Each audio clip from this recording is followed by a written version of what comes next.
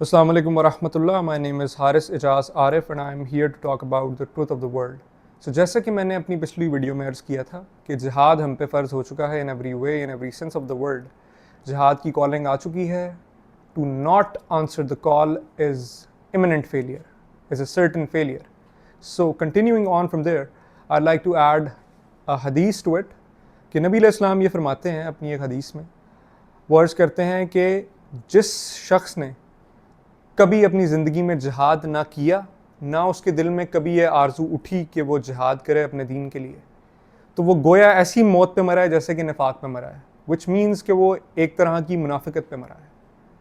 This basically means कि जिहाद फ़र्क है मोमिन और मुनाफिक में. When I'll call you to have a sweet talk, to have a table talk and to have a cup of tea, सब लोग ज्वाइन करेंगे उस चीज़ को. जब मैं कहूँगा यार मैं आप लोगों को अपने घर डिनर पे बुलाता हूँ या आप लोगों को बाहर कहीं डिनर पे बुलाता हूँ, तो everybody would answer for that, everybody would answer to that.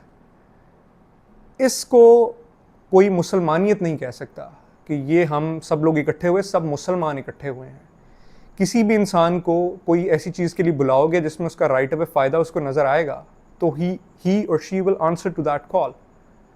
पता तब चलता है जब आपसे कुछ तलब किया जाए, जब आपसे कुछ आपका माल, आपकी जान तलब की जाए, तब पता चलता है कि कौन मोमिन है और कौन मुनाफिक है.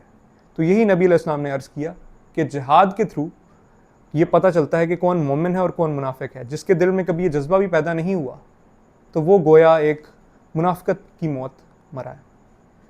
Now, the purpose of making this video was to actually discuss the steps we are going to take to implement the plan to mobilize our army.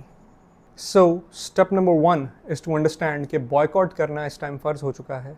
Her pro Israeli product का boycott करना, जिसका कोई alternative available नहीं है, उसको boycott करना इस time फ़र्ज़ हो चुका है. एंड व्हेन आई से कि जिसका अल्टरनेटिव अवेलेबल नहीं है, बाय दैट आई मीन कोई भी ऐसा प्रोडक्ट जो आपके लिए मैंडेटरी है. मिसाल के तौर पे लेट्स से एक पेशेंट है यहाँ पे जिसकी लाइफ एक मेडिसिन पे डिपेंड करती है, and that company which creates that medicine is pro Israeli. अब यहाँ पे लाइफ एंड डेथ का मैटर आ गया, तो दैट इज़ अंडरस्टैंडेबल कि उसको वो पर्टिकुलर मेडिसिन खरीदनी पड़ेगी. लेकिन कोई भी ऐसा केस जैसे कि कोई टूथपेस्ट हो गई, कोई भी सोप हो गया, कोई भी इस तरह की कोई भी प्रोडक्ट हो गया, कोई भी सो एंड सोप प्रोडक्ट है जो आपकी लाइफ को इफ़ेक्ट नहीं कर रहा इन दिस वे कि आपकी लाइफ उस पर डिपेंड नहीं करती, अगर आप इस टाइम उसको बॉयकॉट नहीं कर रहे तो आप हरामकारी कर रहे हैं, तो आप एक हराम काम कर रहे हैं. ये कहता है फतवा.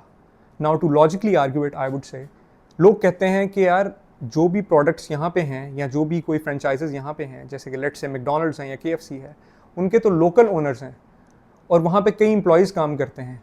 तो अगर हम वो वहाँ नहीं जाएंगे तो हमारे अपने लोकल ओनर्स को इफेक्ट हो रहा है और उन कंपनीज़ को जो एक्चुअली ओन करती हैं कोई फ़र्क नहीं पड़ रहा. That is a totally stupid argument because we don't know how the franchise model works. Franchise model work इस तरीके से करता है कि किसी का ब्रांड नेम है, लेट्स से KFC है या मैकडॉनल्ड्स हैं या स्टारबक्स हैं या जो भी है, मैं जाता हूँ और मैं उन्हें कहता हूँ कि मुझे अपना ब्रांड नेम यूज़ करने दें काइंडली, और मैं आपके नाम से यहाँ पे पाकिस्तान में लाहौर में एक बिज़नेस खोलना चाहता हूँ. तो वो कंपनी जो है वो मुझे इन रिटर्न इन रिप्लाई ये कहती है कि अगर आप ओपन करना चाहते हैं बिल्कुल ओपन करें, मुझे एक वन टाइम पेमेंट करें. Now this is the confusing part. लोग समझते हैं कि एक वन टाइम पेमेंट होती है, उसके बाद वो लोकली ओन हो जाता है, विच इज़ नॉट राइट. होता यूँ है कि लेट्स से एक वन टाइम आप पेमेंट करते हो, उसके बाद there is a thing which is called royalty. अब रॉयल्टी इस तरह वर्क करती है कि हर साल एनुअली अपनी सेल्स का कुछ परसेंटेज होती है जो आप ओ करते हो उस पर्टिकुलर कंपनी को जो एक्चुअली उस ब्रांड नेम को ओन करती है. लेट्स से कि यहाँ पे KFC का कोई लोकल ओनर है, उसकी जितनी भी सेल्स होंगी उसका एक सर्टेन परसेंटेज, डिसाइडेड परसेंटेज उनको लाजमी जो KFC के एक्चुअल ओनर्स हैं उनको जाएगी ही जाएगी. So the thing is that we want to do damage in every end in any possible way. जब मेरे पास इतने अल्टरनेटिव्स मौजूद हैं तो मैं KFC ही क्यों जाऊँ नेसेसरली उनको फ़ायदा देने के लिए. अब यहाँ पे फिर एक आर्गूमेंट रेज होती है कि जो वहाँ के एम्प्लॉयज़ हैं वो क्या करें. यार जो वहाँ के एम्प्लॉयज़ हैं और जो वहाँ के ओनर हैं वो अपना ब्रांड नेम चेंज करें, वो अपना जो KFC ही पर्टिकुलरली उन्होंने सेल करना है उसको चेंज करके अपना ब्रांड नेम उसको कन्वर्ट करें टू सम अदर थिंग. और जॉब अपॉर्चुनिटीज़ इसी तरीके से क्रिएट होती हैं. कई हमारी ऐसे लोकली ओन्ड ब्रांड्स हैं जो पहले नहीं एग्जिस्ट करते थे, फिर वो एग्जिस्ट करना शुरू कर दिया उन्होंने, जिस तरह चीजियस है, इस तरह कई और हैं. तो वहाँ पे उन्होंने इन एम्प्लॉयज़ को कैटर कर दिया. तो it's not like, and firstly the thing is कि रिस्क जो है, हम लोगों का तो बिलीफ है इस चीज़ पे कि वो अल्लाह के हाथ में होता है। ये जो आर्ग्यूमेंट है दैट बेसिकली मीन्स कि रिस्क अल्लाह के नहीं, केएफसी के हाथ में होता है। केएफसी बंद कर देंगे तो रिस्क कहाँ से आएगा? तो ये तो इस्लाम के साथ कॉन्ट्रडिक्शन में आ रही है बात। तो आइदर यू सपोर्ट केएफसी और आइदर यू सपोर्ट इस्लाम। या तो इस्लाम के बिलीफ पे आ जाएं कि यार रिस्क अल्लाह देते हैं, या केएफसी के बिलीफ पे आ जाएं कि यार नहीं, केएफसी होगा तो फिर रिस्क आता है, मैकडॉनल्ड्स होगा तो रिस्क आता है। This is not an emotional argument, this is a very logical argument कि फर्स्टली अगर आप एक चीज़ कर रहे हैं और वो आपके बिलीव्स के कॉन्ट्रोडिक्टरी है, तो हाउ कैन यू से कि मैं इन बिलीव्स को मानता हूँ? हाउ कैन यू से कि मैं इस बिलीफ को मानता हूँ कि अल्लाह राज़िक हैं? इसको मैं क्यों मान रहा हूँ फिर? या मैं कैसे कह सकता हूँ कि मैं इसको मानता हूँ? Secondly, there are many brands which have been opened after this, जिस तरह कोलन एक्स का वाला मामला हुआ कि पहले सिर्फ सारे लोग कोक पीते थे, अब कोलन एक्स पे लोग स्विच कर रहे हैं। तो अल्टरनेटिव्स अवेलेबल होते हैं। कुछ स्पेसिफिक चीज़ें हैं जिनके अल्टरनेटिव्स जेन्युइनली अवेलेबल नहीं है, उसमें फिर भी समझ आती है। लेकिन जिन चीज़ों के अल्टरनेटिव्स अवेलेबल हैं उनका बॉयकॉट करना इस टाइम फ़र्ज हो चुका है। सेकेंडली, इसकी आर्गूमेंट में कुछ लोग कहते हैं यार कि फिर इंस्टाग्राम मैसेंजर वगैरह का भी बॉयकॉट करो। इसकी मिसाल बिल्कुल इसी तरह है कि जैसे लेट्स से कि मैं एक बैटल फील्ड में और मेरे सामने एक इजरायली सोल्जर है और मैं यहाँ पे खड़ा हूँ, वो मुझसे कुछ दूर खड़ा है और मेरे पास एक मुझे गन नज़र आती है मेरे पास गिरी हुई, और वो एक इजरायली मैन्युफैक्चर्ड गन है। तो अब आपकी जो आर्गूमेंट है कि व्हाट्सएप भी फिर यूज़ ना करो और फिर इंस्टाग्राम भी यूज़ ना करो, इसका मतलब है कि अभी फिर मुझे वो गन भी यूज़ नहीं करनी चाहिए उसको मारने के लिए, क्योंकि ये तो उनकी गन है। तो इट्स बेसिकली कि रूल्स ऑफ वॉर कुछ और तरीके से वर्क करते हैं। जो चीज़ आपको फ़ायदा देती है और जेन्युइन फ़ायदा देती है उसको आप यूज़ करें, और जो चीज़ आपको फ़ायदा नहीं दे रही और सिर्फ उनको फ़ायदा दे रही है उसको हम क्यों यूज़ करेंगे? नाउ स्टेप नंबर 2, जिहाद के आइडिया को इंटरनलाइज करें। इसका मतलब ये है कि live as if the calling for जिहाद हैज़ बीन मेड, जो कि असल में हो चुकी है। जिहाद की कॉलिंग आ चुकी है, उसको उसके ऊपर इम्प्लीमेंटेशन नहीं हो रही, विच अकॉर्डिंग टू मी हम पे फ़र्ज़ है कि उसको इम्प्लीमेंट करवाएं। अगर कोई भी इम्प्लीमेंट नहीं करवाएगा तो ये मसला हर बंदे पे आएगा इंडिविजुअली। नाउ व्हेन आई से कि जिहाद के आइडिया को इंटरनलाइज करें, इसका मतलब क्या है? इसका मतलब बहुत बेसिक है। अपनी डे टू डे एक्टिविटीज़ में जो भी आप काम करते हैं उसमें ये फीलिंग होनी चाहिए आपके जहन के अंदर कि यार जिहाद फ़र्ज़ है, ये मेरी नीयत है कि मैं उसके लिए प्रिपरेशन कर रहा हूँ। मिसाल के तौर पे हम में से कई लोग जिम जाते हैं, तो अगर जिम जा रहे हैं तो जाना तो वैसे भी है। Now when you go to the gym, तो आपके जहन में आइडिया ये होना चाहिए, ये जो मैं अपनी बॉडी पे काम कर रहा हूँ, ये जो मैं अपने जिस्म पे काम कर रहा हूँ, ये मैं इस नीयत के साथ कर रहा हूँ कि ये अल्लाह के रास्ते में काम आ जाए। अगर मैं सिर्फ दुनियावी पर्पज़ के लिए या दुनियावी अचीवमेंट्स के लिए वो कर रहा हूँ तो वो टोटली फ्यूटाइल है, और इसका कहीं ना कहीं ये मतलब ज़रूर है कि मैंने उस चीज़ को आंसर नहीं किया, मैंने उस कॉल को आंसर नहीं किया, मैंने उस पर अटेंशन नहीं दी।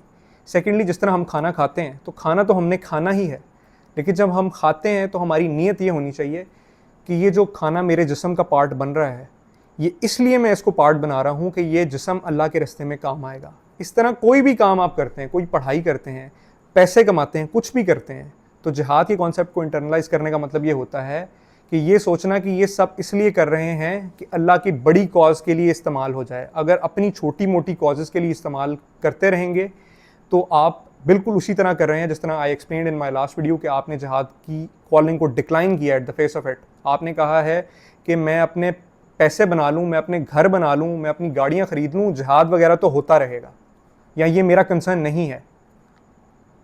Step number 3, we need actual tangibles. इसका मतलब यह है कि I urge everyone to make videos, I urge everyone to make audios. जो बंदा किसी एक बंदे से भी बात नहीं कर रहा था उसको चाहिए कम अज़ कम बेयर मिनिमम एक बंदे से जाके बात करे कि ये चीज़ फ़र्ज़ हो चुकी है, हम पे क्या ज़िम्मेदारी आयद होती है, ये सारी चीज़ उसको जाके एक्सप्लेन करे। बेयर मिनिमम इज़ कि एक बंदे को एक्सप्लेन किया था, मैंने इस बात को प्रोपगेट किया था। तो we need tangibles as I said earlier. हमें वीडियोज़ चाहिए, हमें ऑडियोज़ चाहिए to build a narrative. We can use hashtags which we are going to use. We are going to use common hashtags. But ये तब होगा जब actual videos आएंगी। जब सिर्फ एक बंदा बैठ के बोलता रहेगा इससे कुछ नहीं होगा, इससे जेन्युइनली कुछ नहीं होगा। जब ये मैस तक बात जाएगी और हर घर से आवाज़ आएगी तो फिर ये एक्चुअल चेंज में कन्वर्ट होगी। Point number 4 is the propagation of this idea. ये जो 3 स्टेप्स हैं ये सब लोगों को, जितने भी आपके अंडर इन्फ्लुएंस आते हैं उन लोगों तक ये पैगाम पहुंचाना, फ़र्ज़ समझ के ये पैगाम पहुंचाना, क्योंकि ये फ़र्ज़ हो चुका है, इसलिए फ़र्ज़ समझ के ये पैगाम पहुंचाना is going to be the step number 4। Step number 5, जो कोई भी प्रोटेस्ट की कॉलिंग आपको आती है और आपको पता चलता है कि यहाँ यहाँ सो एंड सो प्रोटेस्ट हो रहा है, उसको ज्वाइन करें, उसको फ़र्ज समझ के अपनी अटेंडेंस लगवाएं। इसके साइकोलॉजिकल और लॉजिकल बेनिफिट्स भी हैं कि जो लोग देखते हैं इन चीज़ों को कि कितना टर्नओवर हुआ है, वो उसको उस तरीके से इफेक्ट लेते हैं। लेट्स से कि 10 लोग जाएंगे तो उसका इफेक्ट बहुत कम है, 100 लोग जाएंगे तो इफेक्ट ज़्यादा है, 1000 जाएंगे उससे ज़्यादा है, 10,000 जाएंगे उससे भी ज़्यादा है। So it goes on. तो फ़र्ज समझ के अटेंडेंस लगवाएं। इसका कहीं ना कहीं मतलब ये है कि आपने उस कॉलिंग को आंसर किया था कि जिहाद की कॉलिंग आई थी, मैं कम से कम अपने घर से बाहर निकल के ये बताने और ये कहने गया था या गई थी कि जिहाद फ़र्ज़ है, और हम उसके लिए हाजिर हुए हैं यहाँ पे कि हम समझते हैं कि ये फ़र्ज़ है। अब ये जो 5 स्टेप्स मैंने बताए हैं, ये सुन के भी सवाल जहन में फिर भी उठता है, और it is a very logical question कि यार ये सब अगर हम कर भी लें तो इससे क्या होगा। तो there is a problem with this question. Firstly कि जब हम ये सोचते हैं ना कि ये सब हम कर भी लें तो इससे क्या होगा, तो इसमें फर्स्टली तो हम सोचते हैं कि मैं अकेला कर रहा हूँ, मैं अकेला करूँगा तो अल्लाह की कसम कुछ नहीं होगा शायद। लेकिन अगर यही अकेलापन 1 करोड़ लोगों में आ जाए, तो अकेले अकेले वो जब मिलते हैं 1 करोड़ लोग, तो अल्लाह की कसम बहुत फ़र्क पड़ जाता है। तो फर्स्टली दैट। सेकेंडली, मैंने एक जहाँ से बात शुरू की थी मैं वहीं पे इसको ख़त्म करूँगा। मैंने सिर्फ ये बताया था कि जिहाद की कज़ा नहीं होती, जिहाद फ़र्ज़ हो चुका है। तो इट्स नॉट एक्चुअली कि यार क्या तुमने चेंज मेक किया, it's not about that. It's about did you show up और did you not show up. It's only about that, which is my case, कि हमने उस दिन खड़े होकर जवाब देना है। मैंने हुकूमत पाकिस्तान का जवाब नहीं देना, मैंने अपनी ज़ात का जवाब देना है। मेरी कोशिश है कि मेरे जितने दोस्त, बहन, भाई, अजीज़ो अकारब, जो लोग हैं जो मेरे साथ हैं और जो मेरे साथ नहीं भी हैं, उनको हम इकट्ठे करके एक जगह पे लेके आएँ, क्योंकि हम अकेले जन्नत में जाने नहीं आए हुए। और अकेला अकेला खेल के कि मैं अपनी नमाज़ें पढ़ लूँ, इस तरह किसी का बाप जन्नत में जाने वाला है भी नहीं। जन्नत में वो लोग जाते हैं जो दूसरों का ख्याल करते हैं, जो दूसरों की जन्नत का ख्याल करते हैं। सो हमने खुद नहीं सिर्फ जाना, हमने सबको लेके जाना है। That is the entire point. लेकिन जब जाऊंगा तो सवाल मेरे से मेरी ज़ात का होगा कि तुम्हारे पास जवानी थी तो तुमने क्या किया, जब तुम्हारे पास वक्त था तो तुमने क्या किया, जब तुम्हारे पास रिसोर्सेज थी तो तुमने क्या किया। ये सारा आइडिया, सारा कॉन्सेप्ट जो मैं आपको बता रहा हूँ वो इसलिए है कि अल्लाह की कसम सवाल तो होना है, और सवाल यही होना है कि फ़लस्तीन के बच्चे कट रहे थे, तुमने क्या किया। तो उस टाइम हम लोग इतने काबिल हों कि हम अल्लाह को कह सकें कि जो हमारी कैपेसिटी में था हमने किया। हमने पूरा जोर लगाया था कि हमारी आर्मी मोबिलाइज हो, हमने पूरा जोर लगाया था कि हमारा नेशन इकट्ठे एक आवाज़ बन के इस बात पे आए कि हमारे बच्चे कट रहे हैं वहाँ पे, और हमारे बच्चे कट रहे हैं इसलिए हमें खड़ा होना पड़ेगा। That is the entire point. To argue further and to argue logically, I would like to present a case study. अब केस स्टडी कुछ यूँ है कि लेट से कि आर्मी मोबिलाइज हो जाती है, ठीक है। आर्मी कहती है कि वॉर स्ट्रेटजी ये है कि हम 50,000 ट्रूप्स भेजते हैं, 50,000 हमारे एक्चुअल ट्रूप्स भेजते हैं, लेकिन still the war strategy requires कि 1 लाख लोग वॉलंटियर करें, और 1 लाख लोग वैसे जाएं और हम स्ट्रेटजी के थ्रू बताएंगे कि इनको कहाँ कहाँ प्लेस करना है। इसका मतलब है कि 1 लाख लोग उन्होंने रिक्वायर किए, और सब एबल बॉडीड जो लोग हैं उन पे फ़र्ज़ हो चुका है, एबल बॉडीड मैन, उन पे फ़र्ज़ हो चुका है कि वो इसमें वॉलंटियर करें। उनको पिक किया जाए या ना किया जाए, वो वॉलंटियर करें। अब मिसाल के तौर पे 20 लाख लोग वॉलंटियर करते हैं। I am very much under estimating this number, I know my Pakistan. 20 lakh लोग वॉलंटियर नहीं करेंगे, कॉल आएगी तो करोड़ों में होंगे लोग वो, इंशाल्लाह, एंड मोस्ट डेफिनेटली करोड़ों में होंगे लोग। लेकिन मैं मिसाल के तौर पे एक बात कर रहा हूँ। लेट से 20 लाख लोग वॉलंटियर करते हैं और उनको सिर्फ 1 लाख चाहिए। अब वो हंगामी बुनियादों पे, एमरजेंसी बेसिस पे कुछ क्राइटेरिया देंगे कि इस तरह के लोग हमें चाहिए और इनको हमने सेलेक्ट करना है, और लेट से विद इन 2 और 3 डेज़ वो 1 लाख लोग सिलेक्ट हो जाते हैं, ठीक है। इसका मतलब है कि 19 लाख लोग जो थे वो नहीं जा सके, राइट। तो अब जो 19 लाख लोग नहीं जा सके, क्या वो जिहाद का पार्ट नहीं है? क्या जिहाद उन पे फ़र्ज़ नहीं है? यकीनन ऐसा नहीं है। जिहाद उन पे फ़र्ज़ है और वह जिहाद का पार्ट बनेंगे। अब वो जो 19 लाख लोग हैं और जो उनके अलावा बाकी पाकिस्तानी, वो क्या कर रहे होंगे? वो एग्जैक्टली वही कर रहे होंगे जो मैंने 5 स्टेप्स बताए हैं। लेकिन इसमें सिर्फ फ़र्क क्या आएगा? फ़र्क ये आएगा कि अभी हम लोकल ऑडियंस को ये सारी बातें बता रहे थे, उस टाइम हम इंटरनेशनल ऑडियंस को ये सारी बातें बता रहे होंगे। जैसे मी पर इंस्टेंस, मैं क्या कर रहा हूँ, मैं बांग्लादेशी लोगों से कांटेक्ट कर रहा हूँ, मैं इजिप्शियन से कांटेक्ट कर रहा हूँ, मैं हर मुस्लिम कंट्री के लोगों से कांटेक्ट कर रहा हूँ कि अपनी आर्मीज़ को, अपनी गवर्नमेंट को मोबिलाइज करो, कि वो आर्मीज़ को मोबिलाइज करें, और अगर नहीं कर सकते तो हम लोग जा रहे हैं, हमारी मदद करो इन एवरी पॉसिबल वे।